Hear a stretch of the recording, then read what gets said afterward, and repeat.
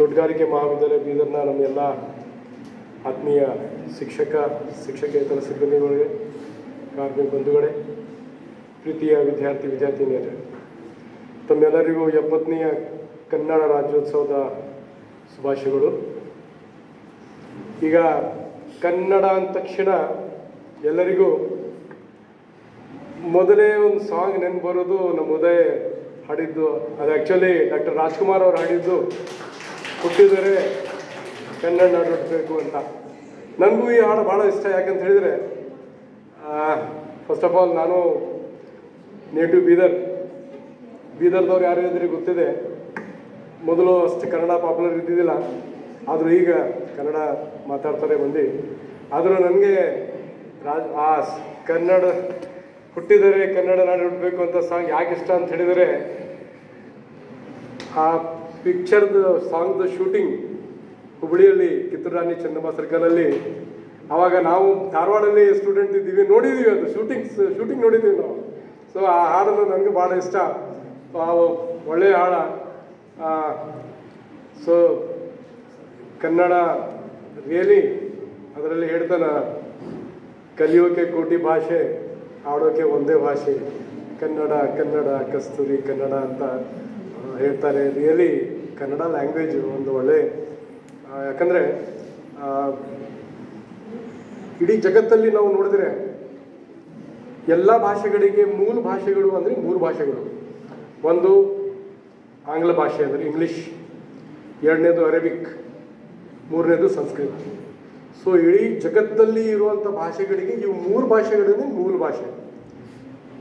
ಹಾಗೆ ನಮ್ಮ ದೇಶದಲ್ಲಿ ಕಾಶ್ಮೀರದಿಂದ ಕನ್ಯಾಕುಮಾರಿ ಒಳಗೆ ಎಲ್ಲ ಒಂದೊಂದು ಸ್ಟೇಟಲ್ಲಿ ಒಂದೊಂದು ಭಾಷೆ ಇದೆ. ಆ ಎಲ್ಲ ಭಾಷೆಗಳಿಗೆ ಮೂಲ ಅಂದರೆ ಸಂಸ್ಕೃತ ಭಾಷೆ. ಓಕೆ, ಹಾಗೆ ನಮ್ಮ ಈಗೆಲ್ಲರೂ ಪೂರ್ಣಿಮಾ ಅವ್ರು ಹೇಳ್ದಂಗೆ, ಫಸ್ಟ್ ಆಫ್ ಆಲ್ ದೇಶಕ್ಕೆ ಸ್ವಾತಂತ್ರ್ಯ ಸಿಕ್ಕಿದ ಮ್ಯಾಗ 1947 ಆದ್ಮ್ಯಾಗ 1950 ಆಲೂರು ವೆಂಕಟರಾವ್ ಅವರು ಇದು ಮೂಮೆಂಟ್ ಶುರು ಮಾಡಿದರು. ಕನ್ನಡ ಎಲ್ಲ ಅವಾಗ ದೇಶ ಸ್ವಾತಂತ್ರ್ಯ ಆದ್ಮ್ಯಾಗ ನಮ್ಮೆಲ್ಲ ಕನ್ನಡ ಭಾಷೆ ಮಾತಾಡೋರೆಲ್ಲ ಒಂದೇ ಸ್ಟೇಟಲ್ಲಿ ಇದ್ದಿಲ್ಲ. ಅವರು ಬೇರೆ ಬೇರೆ ಸ್ಟೇಟಲ್ಲಿ ನಾವು ಸ್ಪ್ರೆಡ್ ಆಗಿದ್ದಾರೆ. ಅಂದರೆ ಈಗ ನಾವೇನು ಕರ್ನಾಟಕ ಇದೆ, ಆವಾಗ ಈ ಕಡೆ ಮುಂಬೈ ಪ್ರೆಸಿಡೆನ್ಸಿ, ಈ ಕಡೆ ಹೈದರಾಬಾದ್ ಪ್ರೆಸಿಡೆನ್ಸಿ, ಆಮೇಲೆ ಕೆಳಗಡೆ ಮದ್ರಾಸ್ ಪ್ರೆಸಿಡೆನ್ಸಿ, ಹೀಗೆ ಮುಂಬೈ ಪ್ರೆಸಿಡೆನ್ಸಿಯಲ್ಲಿ ಅಂದರೆ ಈಗ ನಾವು ಬೆಳಗಾಮು, ಆ ಕಡೆ ಧಾರವಾಡ ಎಲ್ಲ, ಈ ಕಡೆ ಹೈದರಾಬಾದ್ ಪ್ರೆಸಿಡೆನ್ಸಿಯಲ್ಲಿ ಬೀದರ್, ಗುಲ್ಬರ್ಗ, ರಾಯಚೂರು, ಬಳ್ಳಾರಿ, ಆಮೇಲೆ ಮದ್ರಾಸ್ ಪ್ರೆಸಿಡೆನ್ಸಿಯಲ್ಲಿ ಮಂಗಳೂರು, ಕೊಡಗು, ಇಂಥ. ಸೊ ಆವಾಗ ಇವರು ಆಲೂರು ವೆಂಕಟರಾವ್ ಅವರು ಒಂದು ಮೂಮೆಂಟ್ ಶುರು ಮಾಡಿದರು, ಎಲ್ಲ ಕನ್ನಡ ಏಕೀಕರಣ ಮೂಮೆಂಟ್ ಅಂತ. ಹಾಗೆ ನಮಗೆ ಸ್ವಾತಂತ್ರ್ಯ ಸಿಕ್ಕಿದ್ದು ಆಲ್ಮೋಸ್ಟ್ ಒಂದು 9 ವರ್ಷ ಆದ್ಮ್ಯಾಗ 1956 ಇವು ಎಲ್ಲ ಕನ್ನಡ ಮಾತಾಡೋ ಪ್ರದೇಶಗಳಿಗೆ ಎಲ್ಲ ಕೂಡಿಸಿ ಆವಾಗ ಮೈಸೂರು ರಾಜ್ಯ ಅಂತ ಸ್ಥಾಪಿಸಲಾಯಿತು 1956. ಮುಂದೆ 1972 ಏನೋ ಒಂದು ಚರ್ಚೆ ಶುರುವಾಯಿತು. ಏನಂದರೆ, ಇದು ಮೈಸೂರು ರಾಜ್ಯಕ್ಕಿಂತ ಕರ್ನಾಟಕ ರಾಜ್ಯ ನಾಮಕರಣ ಮಾಡಬೇಕು ಅಂತ. ಯಾಕಂತ ಹೇಳಿದರೆ, ಇದು ನಮ್ಮದೇನು ಕರ್ನಾಟಕ ಏನೋ ಶಬ್ದ ಬಂದಿದೆ, ಅದು ಆ್ಯಕ್ಚುಲಿ ಮತ್ತೆ ಮೂಲ ಸಂಸ್ಕೃತ ವರ್ಡ್ದಿಂದ ಕನ್ನಡ ಅಂತ. ಅಂದರೆ ಕನ್ನಡ ಅಂದರೆ ಕನ್ನಡ ಮಾತಾಡೋ ನಾಡು ಅಂತ, ಕನ್ನಡ ನಾಡು ಅಂತ. ಅಂದರೆ ಎಲ್ಲಿ ಹೆಚ್ಚಾಗಿ ಮಾತಾಡೋ. ಇದ್ರ ಜೊತೆಗೆ ಕರ್ನಾಟಕ ಶಬ್ದ ಬಂದಿದ್ದು ಅದಕ್ಕೆ ಬೇರೆ ಬೇರೆ ಮೂಲಗಳಿಂದ ಮತ್ತು ಬೇರೆ ಬೇರೆ ಇದು ಅದಾವ. ಈಗ ಫಾರ್ ಎಕ್ಸಾಂಪಲ್ ಈಗ ಮೋಸ್ಟ್ಲಿ ಇವರು ಸುಪ್ರಿಯ ಹೇಳ್ದಂಗೆ ಕರುನಾಡು, ಕರು ಅಂದರೆ ಕಪ್ಪು, ಅಂದರೆ ಈ ಕಪ್ಪು ಭೂಮಿಯ ಪ್ರದೇಶ. ಅಂದರೆ ಈಗ ನಮ್ಮದು ಕರ್ನಾಟಕದ ಎಲ್ಲ ಏರಿಯಾ ನೋಡಿದರೆ ಸಾಯಿಲ್, ನಮ್ಮ ಪ್ರಸನ್ನ ಅವರಿಗೆ ಚೆನ್ನಾಗಿ ಗೊತ್ತಿರ್ತದೆ, ಸಾಯಿಲ್ ಟೈಪ್ ನೋಡಿದ್ರೆ majority of the soils are black soils ಅಂತ, ಅದಕ್ಕೆ ಕರುನಾಡು ಅಂತ. ಈ ಥರ ಬೇರೆ ಬೇರೆ. ಆಮೇಲೆ ಏನೋ ಒಂದು ಕೆಲವು ಮೂಲಗಳಲ್ಲಿ ಕರ್ನಾಟಕ ಅಂದರೆ ಎತ್ತರದ ಪ್ರದೇಶ ಅಂತ, ಅಂದರೆ ಎಲ್ಲಕ್ಕಿಂತ ಸ್ವಲ್ಪ ಮ್ಯಾಲಿದ್ದಂಥ ಪ್ರದೇಶ ಅಂತ. ಆ ಥರ ಬೇರೆ ಬೇರೆ ಇದರಿಂದ ಇವೆಲ್ಲ ಮೂಮೆಂಟ್ ಶುರು ಆದ್ಮ್ಯಾಗ 1ನೇ ನವೆಂಬರ್ 1973 ಒಂದು ಭಾಳ ಡಿಸ್ಕಷನ್ ಆದಾಗ ನಮ್ಮ ವಿಧಾನಸಭೆಯಲ್ಲಿ ಇದಕ್ಕೆ ಪಾಸ್ ಮಾಡಿ, ಆವಾಗ ದೇವರಾಜ ಅವರು ಮುಖ್ಯಮಂತ್ರಿ ಇದ್ದಾಗ ಆವಾಗ ಮೈಸೂರು ರಾಜ್ಯವನ್ನು ಮರು ನಾಮಕರಣ ಮಾಡಿ ಕರ್ನಾಟಕ ರಾಜ್ಯ ಅಂತ ನಾಮಕರಣ ಮಾಡಿದ್ರು. ಅಲ್ಲಿಂದ ಹಿಡ್ಕೊಂಡು ಇಲ್ಲಿವರೆಗೆ ನಾವು ಏನು ಮಾಡ್ತೀವಿ, ಪ್ರತಿ ವರ್ಷ 1ನೇ ನವೆಂಬರ್ಗೆ ಕನ್ನಡ ರಾಜ್ಯೋತ್ಸವ ಅಥವಾ ಕರ್ನಾಟಕ ದಿವಸ ಅಥವಾ ಈ ಥರ ಇದು ಮಾಡ್ತೀವಿ. ಈಗ ಕನ್ನಡ ರಾಜ್ಯೋತ್ಸವ ಅಂತ ಹೇಳಿದರೆ ಇನ್ನೊಂದು ತಮ್ಮೆಲ್ಲರಿಗೂ ಗೊತ್ತಿದೆ, ಪ್ರತಿ ವರ್ಷ 26 ಜಾನ್ವರಿ ಗಣರಾಜ್ಯೋತ್ಸವ.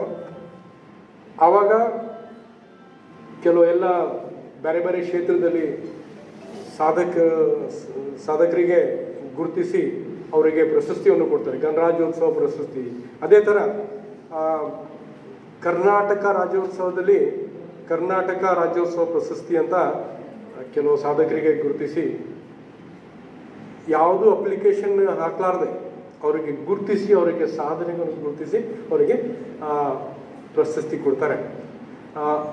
ಅದಕ್ಕೆ ಈ ವರ್ಷ ಎಸ್ಪೆಷಲಿ ನಮ್ಮೆಲ್ಲರಿಗೆ ಒಂದು ಭಾಳ ಹೆಮ್ಮೆಯ ವಿಷಯ ಅಂತ ಹೇಳಿದರೆ, ಈಗ ಪ್ರತಿ ವರ್ಷ ಬೇರೆ ಬೇರೆ ಕ್ಷೇತ್ರದಲ್ಲಿ ಸಾಧಕರಿಗೆ ಅವರಿಗೆ ಪ್ರಶಸ್ತಿ ಕೊಡ್ತಾರೆ. ಅದು ಈ ವರ್ಷ ಸುಮಾರು 70 ಮಂದಿಗೆ ಒಂದು ಪ್ರಶಸ್ತಿ ಕೊಡಲಾಗ್ತಾ ಇದೆ ಇವತ್ತು. ಅದರಲ್ಲಿ ನಮಗೆ ಎಸ್ಪೆಷಲಿ ಹಾರ್ಟಿಕಲ್ಚರ್ ಪೀಪಲ್ಸ್ಗೆ ಎಸ್ಪೆಷಲಿ ಅಂದರೆ ಭಾಳ ಒಂದು ಆನಂದದಾಯಕ ವಿಷಯ ಏನಂತಂದರೆ, ಅದು ಈ ವರ್ಷ ರಾಜ್ಯ ಉತ್ಸವ ಪರಿಸ್ಥಿತಿ ಇವರು ಶ್ರೀ SV ಹಿತ್ತಲ್ಮನಿ ಅವರಿಗೆ ಸೆಲೆಕ್ಟ್ ಮಾಡಿದ್ದಾರೆ. ಡಾಕ್ಟರ್ SV ಹಿತ್ತಲ್ಮನಿ ಅವರು ನಮ್ಮ ತೋಟಗಾರಿಕೆ ಇಲಾಖೆಯಲ್ಲಿ ಬೇರೆ ಬೇರೆ ಹುದ್ದೆಯಲ್ಲಿ ಕೆಲಸ ಮಾಡಿ ಅವರು ಅಡಿಷನಲ್ ಡೈರೆಕ್ಟರ್ ಆಫ್ ಹಾರ್ಟಿಕಲ್ಚರ್ ಅಂದರೆ ಹೆಚ್ಚುವರಿ ನಿರ್ದೇಶಕರು ತೋಟಗಾರಿಕೆ ಇಲಾಖೆ ಬೆಂಗಳೂರಲ್ಲಿ ನಿವೃತ್ತರಾಗಿದ್ದಾರೆ. ಆದರೂ ಹಿತ್ತಲ್ಮನಿ ಸರ್ ಬಗ್ಗೆ ನಾನು ಭೇಟಿ ಆಗಿದ್ದೀನಿ, ಹಿತ್ತಲ್ಮನಿ ಸರಿಗೆ. ಎಂಥ ಮನುಷ್ಯ ಅಂತ ಹೇಳಿದರೆ, ಯಾವತ್ತು ರೈತ ಸಲುವಾಗ ಅವರು ರಿಟೈರ್ ಆದರೂ ಕೂಡ ಯಾವತ್ತೂ ರೈತರು ಕರೆದ್ರೆ ಹಾಜರಿರ್ತಾರೆ ಅವರು.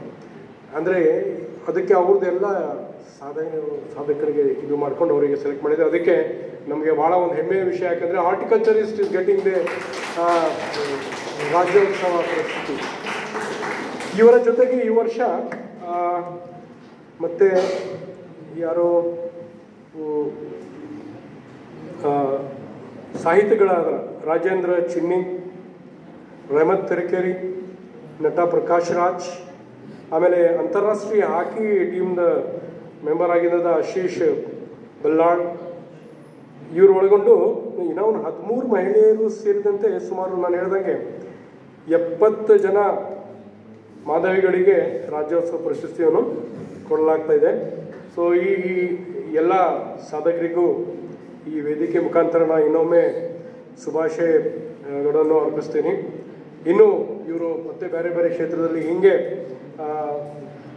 ಸಾಧನೆ ಗೆದ್ದು ಈ ನಾಡಿನ ಅಭಿವೃದ್ಧಿಗೆ ಇನ್ನೂ ಶ್ರಮಿಸಲಿ ಅಂತ ಆ ಭಗವಂತನಿಗೆ ನಾನು ಪ್ರಾರ್ಥಿಸ್ಕೊಡ್ತೀನಿ. ಈಗೆಲ್ಲರೂ ಹೇಳ್ದಂಗೆ ನಮ್ಮ ಕರ್ನಾಟಕ ರಾಜ್ಯೋತ್ಸವ ಅಥವಾ ಕರ್ನಾಟಕ ಇದು ಏಕೀಕರಣ ಸಮಿತಿಯಲ್ಲಾಗಿ ಕರ್ನಾಟಕ ರಾಜ್ಯವನ್ನು 1ನೇ ನವೆಂಬರ್ 1973 ಎಸ್ಟಾಬ್ಲಿಷ್ ಮಾಡಲಾಯಿತು. ಆವಾಗ ನಾನು ಹೇಳ್ದಂಗೆ ಬೇರೆ ಬೇರೆ ನಮ್ಮ ಕರ್ನಾಟಕದ ಸುತ್ತಲಿನ ರಾಜ್ಯದ ಎಲ್ಲ ಕನ್ನಡ ಮಾತಾಡುವ ಎಲ್ಲ ಪ್ರದೇಶಕ್ಕೆ ಕೂಡಿಸಿ ಈಗಲೂ ಇನ್ನೂ ಕೂಡ ನಮ್ಮ ಕರ್ನಾಟಕಕ್ಕೆ ಒಂದು 4 ಭಾಗಗಳಿಗೆ ವಿಂಗಡಿಸಲಾಗಿದೆ. ಫಾರ್ ಎಕ್ಸಾಂಪಲ್, ಈಗ ನಮ್ಮ ಈ ಏರಿಯಾ ಹೈದರಾಬಾದ್ ಕರ್ನಾಟಕ ಇತ್ತು ಮೊದಲು, ಬೀದರ್, ಗುಲ್ಬರ್ಗ, ರಾಯಚೂರು, ಬಳ್ಳಾರಿ, ಇದು ಹೈದರಾಬಾದ್ ಕರ್ನಾಟಕ ಇದು. ಅಫ್ಕೋರ್ಸ್ ನಾವು ಈಗ ಕಲ್ಯಾಣ ಕರ್ನಾಟಕ ಮಾಡಲಾಗಿದೆ. ಹಾಗೆ ಬೆಳಗಾಮು, ಧಾರವಾಡ, ಮುಂಬೈ ಕರ್ನಾಟಕ, ಮಂಗಳೂರು, ಕೊಡಗು ಎಲ್ಲ ಇದು ಯಾವುದು ಮದ್ರಾಸ್ ಪ್ರೆಸಿಡೆನ್ಷಿಯಲ್ ಈ ಥರ ಮಾಡಲಾಗಿದೆ. ಬಟ್ ಈಗ ಕರ್ನಾಟಕ ಆಗಿದೆ. ಈಗ ಸುಪ್ರಿಯಾ ಒಂದು ನಿಮಿಷ ಹೇಳಿ. ನನಗೂ ಇಷ್ಟ. ಆಮೇಲೆ ಲಕ್ಷ್ಮಣವ್ರು ಹಿಡಿದು ಕನ್ನಡವೇ ನಿತ್ಯ ಕನ್ನಡವೇ ಸತ್ಯ ಅಂತ ರಿಯಲಿ ಓಕೆ ಆಯಿತು. ಇದ್ರ ಜೊತೆಗೆ ನಾನು ಹೇಳ್ದಂಗೆ ನಮ್ಮ ದೇಶದ ಎಲ್ಲ ಭಾಷೆಗಳಲ್ಲಿ ನೋಡಿದರೆ ಕೆಲವು ಭಾಷೆಗಳಲ್ಲಿ ಮಾತ್ರ ಸಾಕಷ್ಟು ಕವಿಗಳು ಹಾಕಿದ್ದಾರೆ. ಎಸ್ಪೆಷಲಿ ನಮ್ಮ ಕನ್ನಡದಲ್ಲಿ ನೋಡಿದರೆ ಕವಿಗಳಾದ ಕುವೆಂಪು ಆಗಲಿ, ಬೇಂದ್ರೆಯವರಾಗಲಿ ಸಾಕಷ್ಟು ಇದು ಬರೆದಿದ್ದಾರೆ, ಕೊಡುಗೆ ಕೊಟ್ಟಿದ್ದಾರೆ. ಹೀಗೆ ನಾವು ಏನು ಮುಂದೆ ಇದು ಕರ್ನಾಟಕ ಅಂಥೇಳಿ ರಾಜ್ಯೋತ್ಸವ ಅಂದರೆ ಯಾವುದು ಧರ್ಮಕ್ಕೆ ಸೀಮಿತ ಇಲ್ಲ. ನಮ್ಮ ಕರ್ನಾಟಕದಲ್ಲಿ ಎಲ್ಲ ಧರ್ಮದಾಗು ಎಲ್ಲರೂ ಕನ್ನಡ ರಾಜ್ಯೋತ್ಸವ ಇದು ಮಾಡ್ತಾರೆ. ಇದು ನಾವು ಕನ್ನಡ ಮಾತಾಡೋದು, ಕನ್ನಡ ಬರೆಯೋದು, ಈಗಲೇ ವಿಜಯ್ ಅವರು ಹೇಳ್ದಂಗೆ ಕನ್ನಡದಲ್ಲಿ ಸಹಿ ಮಾಡೋದು, ಇದು ಎಲ್ಲ ಮಾಡಿದ್ದು ಕೂಡ ಎಲ್ಲಿವರೆಗೆ ನಾವು ಎಲ್ಲರೂ ಒಬ್ರಿಗೊಬ್ರು ಪ್ರೀತಿಯಿಂದ ಇರ್ತೀವಿ ಆವಾಗ ಈ ರಾಜ್ಯೋತ್ಸವಕ್ಕೆ ಒಂದೇನೋ ಮೀನಿಂಗ್ ಕೊಟ್ಟಂಗೆ ಆಗುತ್ತೆ. ಅದಕ್ಕೆ ನಾವೆಲ್ಲರೂ ನಮ್ಮ ದೇಶ ಸಲುವಾಗ, ನಮ್ಮ ರಾಜ್ಯ ಸಲುವಾಗ ಕೆಲಸ ಮಾಡಬೇಕು. ಅದಕ್ಕೆ ಇನ್ನೊಂದು ಕನ್ನಡ ಕಲಿಸಲು ಆ್ಯಕ್ಚುಲಿ ಭಾಳಷ್ಟು ಸಂಸ್ಥೆಗಳು ಕೆಲಸ ಮಾಡ್ತಾರೆ. ಅದು ನಾನು ಹೇಳಬೇಕಾದ್ರೆ ಫಸ್ಟ್ ಆಫ್ ಆಲ್ ನಾನು ನೇಟಿವ್ ಬೀದರು, ನನ್ನ ಫಾದರ್ ಏರ್ಫೋರ್ಸಲ್ಲಿ ಇದ್ದರು. ಸೊ ನಂದೆಲ್ಲ ಎಜುಕೇಷನ್ ಆಗಿದ್ದು ಸೆಂಟ್ ಏರ್ಫೋರ್ಸ್ ಸ್ಕೂಲಲ್ಲಿ. ಹೀಗಾಗಿ ನನಗೆ ಕನ್ನಡ ಬರ್ತಿದ್ದಿಲ್ಲ, ನನಗೆ. ಪ್ರಸನ್ನ ಅವ್ರಿಗೆ ಗೊತ್ತಿದೆ, ನಾವು BSc ಅಗ್ರಿ ಮಾಡಲಿಕ್ಕೆ ರಾಯಚೂರು ಹೋದಾಗ ನನಗೆ ಏನೂ ಕನ್ನಡ ಬರ್ತಿದ್ದಿಲ್ಲ, ಕನ್ನಡ ಬರ್ತಿದ್ದಿಲ್ಲ ನನಗೆ, ಬರೀ ಇಂಗ್ಲೀಷ್. ಆವಾಗ ನನ್ನ ಕ್ಲಾಸ್ಮೇಟ್ಸ್ ಜೊತೆ ನನ್ನ ಸ್ವಲ್ಪ ವಾದ ವಿವಾದ ಆಯಿತು. ಯಾಕಂದರೆ ಅವರೆಲ್ಲರೂ ಕನ್ನಡದಲ್ಲಿ ಮಾತಾಡಬೇಕು ಅಂತ ನನಗೆ ಹೇಳೋರು. ನನಗೆ ಕನ್ನಡ ಬರ್ತಿದ್ದಿಲ್ಲ. ಇಂಗ್ಲೀಷಲ್ಲಿ ಮಾತಾಡಿದ್ರೆ ಮಗ ಸ್ಟೈಲ್ ಹೊಡೋದು ನೋಡ್ರಿ ಅವಾಗ. ಹಿಂದಿದಲ್ಲಿ ಮಾತಾಡಿದ್ರೆ ನನಗೆ ಹಿಂದಿ ಬರೋಲ್ಲ ಅಂತ ಅವ್ರು ಹೇಳೋರು. ಏನು ಮಾಡೋಣ? ಆದ್ರೆ ಲಕ್ಕೀಲಿ ನಮ್ಮೊಬ್ಬ ರೂಮ್ಮೇಟ್ ಇದ್ದ, ಪ್ರಸನ್ನ, ಸಂಗಮೇಶ್ ಕಾರಜಣಿಗೆ ಅಂತ ಇದ್ದಾನೆ. ಪಾಪ ನನಗೆ ಅವ ಎಷ್ಟು ಇದು ಮಾಡ್ದ ಅಂದರೆ ಹೊರಗೆ ನಾವಿಬ್ಬರು ಒಂದೊಂದು ಪುಸ್ತಕ ಖರೀದಿ ಮಾಡೋಣ. ಆವಾಗ ಈಗೆಲ್ಲ ಮೊಬೈಲ್ ಇದ್ದಿಲ್ಲ. ಆವಾಗ ಏನಿದ್ದಿದ್ರೆ ನಾವು ಓದ್ತಿದ್ವಿ, ವಿ ಯೂಸ್ ಟು ರೀಡ್. ಪುಸ್ತಕ ಬರ್ತಿದ್ವು ಮಾರ್ಕೆಟಲ್ಲಿ. ಯಾರಿಗೆ ಕನ್ನಡ ಕಲಿಬೇಕು ಅವರಿಗೆ ಲರ್ನ್ ಕನ್ನಡ ಇನ್ 30 days ಅಂತೇಳಿ ಹಿಂದಿ ಟು ಕನ್ನಡ. ಯಾರಿಗೆ ಹಿಂದಿ ಬರಲ್ಲ ಅವರಿಗೆ 30 ದಿವಸದಲ್ಲಿ ಹಿಂದಿ ಕಲೀರಿ ಅಂತ ಪುಸ್ತಕ. ನಮ್ಮ ರೂಮ್ಮೇಟ್ ನನಗೆ ಏನು ಹೇಳ್ದ, ಹೊರಗೆ ನಾವು ಇಬ್ಬರು ಒಂದು ಬುಕ್ ತೊಗೊಂಬರೋಣ ಅಂತ. ಅಂದರೆ ನಾನು ಹಿಂದಿ ಟು ಕನ್ನಡ, ಅವ ಕನ್ನಡ ಟು ಹಿಂದಿ ತೊಗೊಂಬಂದು ರಾತ್ರಿ ಇಬ್ಬರು ಕೂಡ ಅದು ಓದ್ತಿದ್ದೆವು. ಮೈ ಹಿಂದಿ ಪಡ್ತಾ ಅಂತ ಅವ ಹೇಳವ, ನಾನು ಕನ್ನಡ ಕಲಿತಿದ್ದೀನಿ ಅಂತ ಹೇಳೋ. ಆಯಿತು, ಎಲ್ಲ ಹಾಗೆ ಮಾಡಿ ಡಿಗ್ರಿ ಕಂಪ್ಲೀಟ್ ಮಾಡಿದ್ದೀವಿ. ಬಟ್ ನಾನು ಹೇಳಿದ್ವಲ್ಲ, ಕೆಲವು ಸಂಸ್ಥೆಗಳ ಹೇಳಬೇಕಾದ್ರೆ ನಾನು ವಾಪಸ್ ಮತ್ತೆ ಬೀದರ್ ಬಂದಾಗ ಇದುವೇನು ಶೈನ್ ಇನ್ಸ್ಟಿಟ್ಯೂಷನ್ ಏನಿದೆಯಲ್ಲ, ಅದು it was in old city. ಆವಾಗ ಕನ್ನಡ ಸಾಹಿತ್ಯ ಪರಿಷದವರು ಒಂದು ಟ್ರೈನಿಂಗ್ ಪ್ರೋಗ್ರಾಮ್ ಇಟ್ಟಿದ್ರು. ಅಂದರೆ ಯಾರ್ಯಾರಿಗೂ ಕನ್ನಡ ಬರಲಾರ್ದಂಥ ಮಂದಿಗೆ ಕನ್ನಡ ಕಲಿಸೋದು ಒಂದು ಕಲಿಕಾ ಕೇಂದ್ರ ಅಂತ ಓಪನ್ ಆಯಿತು. ಅದು ಓನ್ಲಿ 1 ತಿಂಗಳದ ಕಲಿಕಾ ಕೇಂದ್ರ ಇತ್ತು ಅದು. ಅಂದರೆ ಅದು ಜಾಸ್ತಿ ಫಾರ್ಮಾಲಿಟೀಸ್ ಅಲ್ಲ. ಯಾಕಂದರೆ 1 ತಿಂಗಳಲ್ಲಿ ಯಾವುದರ ಲ್ಯಾಂಗ್ವೇಜ್ ಕಲಿಯೋಕ್ಕೆ ಸಾಧ್ಯನ. ಬಟ್ ಏನಾಯಿತು, ಅಲ್ಲಿ ನನ್ನ ಒಂದು ಗ್ರೂಪ್ ಜಾಯ್ನ್ ಆಯ್ತಾರೆ. ಎಲ್ಲ ಆಫೀಸರ್ಸು, ಡಾಕ್ಟರ್ಸು, ಇಂಜಿನಿಯರ್ಸು, ನಮ್ಮಂಥ ಪ್ರೊಫೆಸರ್ಸು. ನಾವೇನು ಮಾಡಿದ್ದೀವಿ, ಆ ಟೀಚರ್ ಯಾರು ನಮಗೆ ಕಲಿಸ್ಲಿಕ್ಕೆ ಬಂದಿದ್ರಲ್ಲ ಅವರಿಗೆ ಹೇಳ್ಕೊಂಡು, ಸರ್ ನಿಮಗೆ ಎವ್ರಿ ಡೇ ಕನ್ನಡ ಕಲಿಸ್ಬೇಕು ಸರ್ ಅಂಥೇಳಿ 2 ವರ್ಷ ಕನ್ನಡ ಕಲ್ತೀನಿ ನಾನು. 2 ವರ್ಷ. ಸೊ ಆವಾಗ ನನಗೆ I am at this level. ಹೀಗೆ ಭಾಷೆ ಕಲಿಬೇಕು. ಯಾವುದು ಭಾಷೆ, ಯಾವುದು ಧರ್ಮಕ್ಕೆ ಸೀಮಿತ ಇಲ್ಲ. ನಾವು ಭಾಷೆ ಕಲಿಬೇಕು, ನಮ್ಮ ರಾಜ್ಯದ ಭಾಷೆ ಕಲಿಬೇಕು, ನಮ್ಮ ರಾಜ್ಯಕ್ಕೆಲ್ಲ ಮಾಡಬೇಕು ಈ ಥರ. ಅದಕ್ಕೆ ನಮ್ಮ ವಿಶ್ವವಿದ್ಯಾಲಯದಲ್ಲಿ ಕೂಡ BSc ಹಾರ್ಟಿಕಲ್ಚರ್ ಸ್ಟೂಡೆಂಟ್ಸ್ ಕೂಡ ಒಂದು ಕನ್ನಡ ಕೋರ್ಸ್ ಇಟ್ಟಿದ್ದೀವಿ ನಾವು. ಈಗ ಫಸ್ಟ್ ಇಯರಲ್ಲಿ ಕನ್ನಡ ಕೋರ್ಸ್ ಅಂತ ಇಟ್ಟಿದ್ದೀವಿ. ಈಗ ಅಂದರೆ ಎಲ್ಲರೂ ನಮ್ಮ ರಾಜ್ಯದವರು ಕೂಡ ಬೇರೆ ರಾಜ್ಯದಿಂದ ಬಂದವರು ಕೂಡ ಕನ್ನಡ ಕಲೀಲಿ ಅಂತ. ಇದರಲ್ಲಿ ಒಂದು ಕೋರ್ಸ್ ಹಾಕಿದ್ದಾರೆ. ರಿಯಲಿ ಬೇರೆ ರಾಜ್ಯದಿಂದ ಬಂದವರು ಬಹಳಷ್ಟು ಮಂದಿ ಇಲ್ಲಿ ಕನ್ನಡ ಕಲ್ತಿದ್ದಾರೆ ನಮ್ಮಲ್ಲಿ. ಈಗ ಆಯುಷ್